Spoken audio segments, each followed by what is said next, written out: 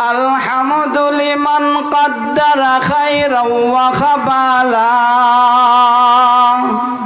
الحمد لمن قدر خيرا وخبالا والشكر لمن صور حسنا وجمالا والشكر لمن صور حسنا وجمالا فرد صمد عن صفات الخلق بريء فرد صمد عن صفات الخلق بريء رب أزلي خلق الخلق كمالا رب أزلي خلق الخلق كمالا لا زد ولا ند ولا حد لمولا لا زد ولا ند ولا حد لمولا الآن كما كان ولم يلق زوالا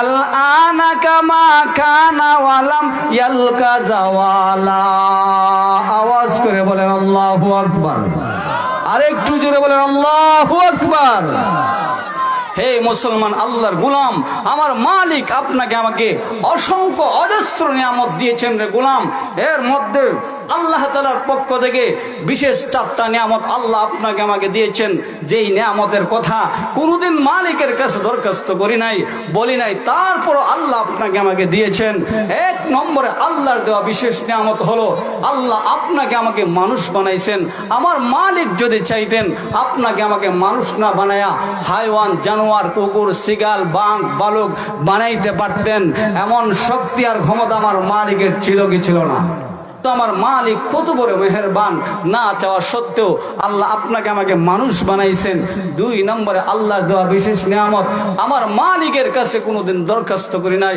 ও মালিক আপনি আমাদেরকে একজন মুসলমান বানান একজন মুসলমানের কুলে জন্ম দেন কিন্তু আমার মালিক যদি চাইতো রে গোলাম আপনাকে আমাকে মুসলমান না বানায়া আল্লাহ ইহুদির ঘরে পাঠাইতে পারতো আল্লাহ খ্রিস্টানের ঘরে পাঠাইতে পারতেন আল্লাহ বৌদ্ধের ঘরে পাঠাইতে পারতেন শিখ চাকমার ঘরে পাঠাইতে পারতেন কিন্তু আমার মালিক আপনাকে আমাকে একজন মুসলমানের ঘরে জন্ম দিয়েছেন কোনোদিন আল্লাহর কাছে আমরা দরখাস্ত করি নাই না করা সত্ত্বেও আল্লাহ আপনি আমাকে মুসলমান বানাইছেন আর একজন মুসলমানের কত দাম এই পৃথিবীর জমিনে যতদিন পর্যন্ত একজন মুসলমান আল্লাহ আল্লাহ বলনেওয়ালা থাকবে আমার মালিক বলেন আমি আসমান নামক নিয়ামতকে ধ্বংস করব না আমি জমিন নামক নিয়ামতকে ধ্বংস করব না আমি পাহাড় পর্বত কোনো কিছুই ধ্বংস করব না যতদিন পর্যন্ত এই জমিনে একজন আল্লাহ আল্লাহ বলনেওয়ালা থাকবে ততদিন পর্যন্ত আমি আল্লাহ এই পৃথিবী নামক নিয়ামতকে ধ্বংস করব না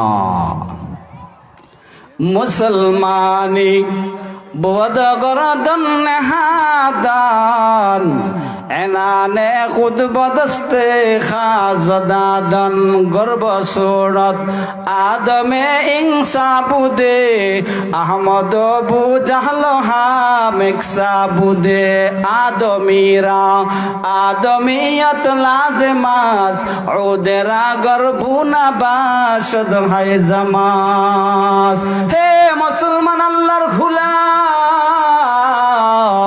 একজন মুসলমান আল্লাহ আল্লাহ বলনেওয়ালা পৃথিবীর জমিনে যতদিন থাকবে আমার আল্লাহ ততদিন পর্যন্ত এই পৃথিবী নামক নিয়ামতকে ধ্বংস করবে না একজন মুসলমান আল্লাহ আল্লাহ বলনেওয়ালা থাকবে আমার মালিক এই পৃথিবীটাকে ধ্বংস করবে না আমার মালিক আপনাকে আমাকে মুসলমান বানাইছেন 3 নম্বরে আল্লাহর দেওয়া নিয়ামত আল্লাহ 30 পারা কোরআন নামক নিয়ামত আমানত হিসাবে আল্লাহ আপনাকে আমাকে দিয়েছেন আল্লাহ চাইছিলেন পাহাড়কে দিবেন পাহাড় অস্বীকৃতি জানাইছে আল্লাহ চাইছিলেন আসমানকে দিবেন আসমান অস্বীকৃতি জানাইছে আল্লাহ চাইছিলেন জমিনকে দিব জমিন অস্বীকৃতি জানাইছে শেষ পর্যন্ত আল্লাহ বললেন ওয়াহামালাহাল ইনসান হে পৃথিবীর মানুষেরা আমি আল্লাহ 30 পারা কোরআন নামক আমানত নিয়ামত হিসাবে তোদের কাছে রাখতে চাই এই নিয়ামত পেয়ে যদি রক্ষা করতে পারো আমি আল্লাহর তরি জান্নাতে যাইবা না হয় জাহান্নামে যেতে হবে তখন মানুষ বলেছিল মালিক যেই নিয়ামত রক্ষা না করতে পারলে জাহান্নামে যেতে হবে। ও মালিক, মেহেরবানি করে আপনি আমাদেরকে এই নিয়ামত রক্ষা করার মতো শক্তি আর সামর্থ্য দিবেননি। আল্লাহ বলেন, যায় আমার বান্দা আর বান্দি, আমি আল্লাহ তোদেরকে শক্তি সামর্থ্য দিয়েছিলাম। শক্তি সামর্থ্য পাওয়ার পরেও যদি আমি আল্লাহর নিয়ামতের থেকে তোমরা ধরে রাখতে না পারো, তাহলে জেনে রাখো মরতে দেরি হবে, জাহান্নামে যেতে দেরি হবে না। আর আমি আল্লাহর দেখানো পথ অনুযায়ী, কোরআন অনুযায়ী জীবনটা যদি পরিচালনা করতে পারো, মরতে দেরি হবে, আমি আল্লাহর তরি জান্নাতে যেতে একটা সেকেন্ডও দেরি হবে না। 4 নম্বরে আল্লাহর দেওয়া বিশেষ নিয়ামত, আল্লাহ আপনাকে আমাকে শ্রেষ্ঠ নবীর শ্রেষ্ঠ উম্মত বানাইছে। আমরা কোনোদিন কি আল্লাহর কাছে দরখাস্ত করেছিলাম? না, মালিকের কাছে কোনোদিন বলি নাই। না চাওয়া সত্ত্বেও আল্লাহ আপনাকে আমাকে শ্রেষ্ঠ নবীর উম্মত বানাইছেন। এমন নবীর উম্মত বানাইছেন আল্লাহর গোলাম। আল্লাহ যদি চাইতেন আপনাকে আমাকে আদম সফিউল্লাহর উম্মত বানাইতে পারতেন, ঈসা রুহুল্লাহর উম্মত বানাইতে পারতেন, ইব্রাহিম খলিলুল্লাহর উম্মত বানাইতে পারতেন। কিন্তু আমার মালিক আপনাকে আমাকে এমন নবীর উম্মত বানাইছেন, যিনি আসমানেরও নবী, যিনি জমিনেরও নবী, যিনি পাহাড়েরও নবী, যিনি পর্বতেরও নবী, যিনি গাছেরও নবী, যিনি মাছেরও নবী, যিনি সমস্ত ফেরেশতাকুলের নবী, যিনি হলেন কুল কায়নাতের নবী। চিল্লায় বলেন আলহামদুলিল্লাহ।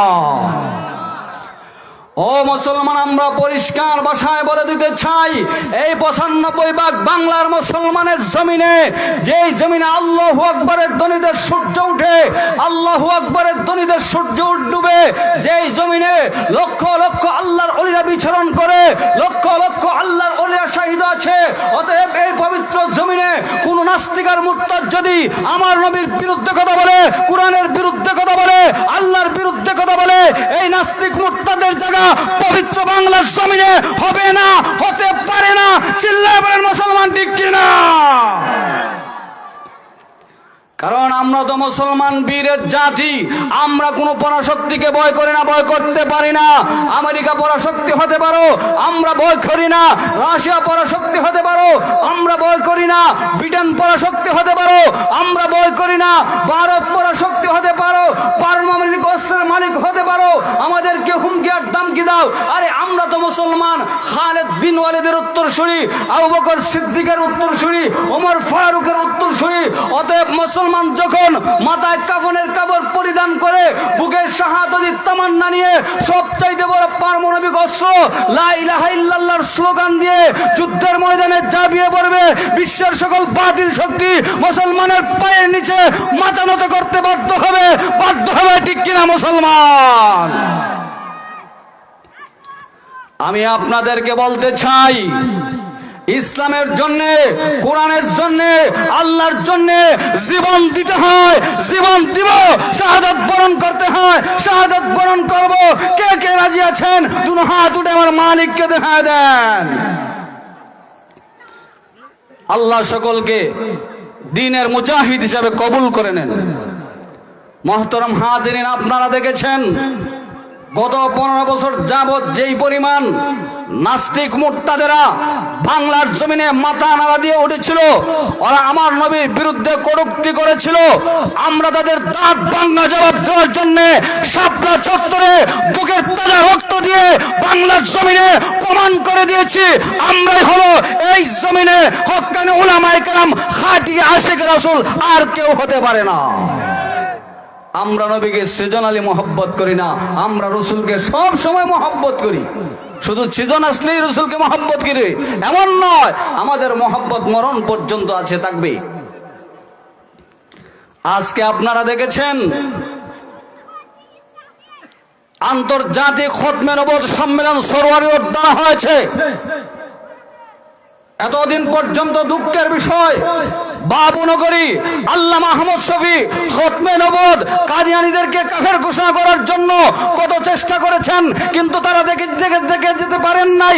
আজকে দুঃখের বিষয়, পরিতাপের বিষয় বলতে হয় যে এই 95 মুসলমানের জমিনে এখনো যারা আমার নবীর খতমে নবুয়তের চাদরকে নিয়ে চিনিমিনি খেলতেছে, এই কাদিয়ানী আহমদিয়া জামাতকে এখন পর্যন্ত বাংলার পার্লামেন্টে অমুসলিম ঘোষণা করা হয় নাই।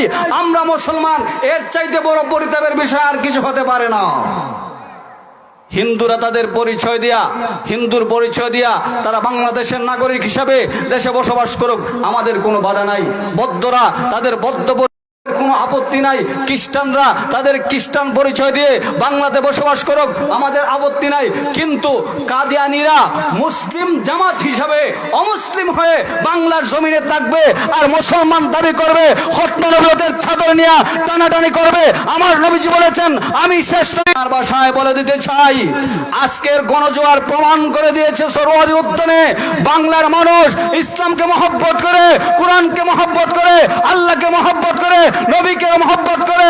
অতএব কাদিয়ানীদেরকে কাফের বাস্তবায়ন করার জন্য জীবন দিতে হয়, জীবন দিব, শাহাদাত বরণ করতে হয়, শাহাদাত বরণ করব। মুসলমান প্রস্তুত থাকবে তো ইনশাআল্লাহ। কারণ নবীজির মহব্বত আর ভালোবাসা আপনার অন্তরে আমার অন্তরে আছে না? আমরা আমাদের নবীজিকে নিজের জানের চাইতে বেশি ভালোবাসি। আমরা পরিষ্কার ভাষায় বলে দিতে চাই, অনতি বিলম্বে বাংলার পার্লামেন্টে, সংসদে কাদিয়ানীদেরকে অমুসলিম ঘোষণা করতে হবে। যদি তা না করা হয় এমন আন্দোলনের সূত্রপাত হবে, বাংলার সরকার এবং তার প্রশাসন তা সামাল দিতে ব্যর্থ হবে। আমরা পরিষ্কার ভাষায় বলে দিতে চাই, অনতি বিলম্বে কাদিয়ানীদেরকে সংসদে কাফের ঘোষণা করুন। মুসলমান শাপলা চত্বরে নবীর মহব্বতে জীবন দিয়েছে, এদেরকে কাদিয়ানী ঘোষণা করতে যা যা করার দরকার, প্রয়োজনে যদি আবার শাপলা চত্বরে যেতে হয় উলামায়ে কেরাম ডাক দেন কাদিয়ানীদেরকে কাফের ঘোষণা করার জন্য। কে কে রাজি আছেন মুসলমান? আবার শাপলা চত্বরে যাবেন, আবার শাপলা চত্বরে যাবেন, দুই হাত ধরে আমার মালিককে দেখা দেন।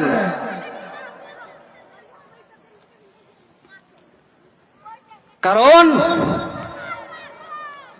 আমরা আমাদের নবীকে নিজের জানের চাইতে মহব্বত করি বেশি।